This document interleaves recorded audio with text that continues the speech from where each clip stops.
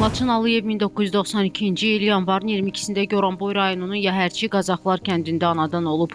Azərbaycan ordusunun giziri olan Laçın Aliyev 2020-ci il sentyabrın 27-sində Azərbaycan Silahlı Qüvvələri tərəfindən Ermənistan işğalı altında olan ərazilərin azad edilməsi və Azərbaycanın ərazi bütövlüyünün bərpa olunması üçün başlanan Vətən müharibəsi zamanı Cəbrayılın və Füzulinin azadlığı uğrunda gedən döyüşlərdə savaşıb. Laçın Aliyev oktyabrın 25-də Füzuli döyüşləri zamanı şəhid olub.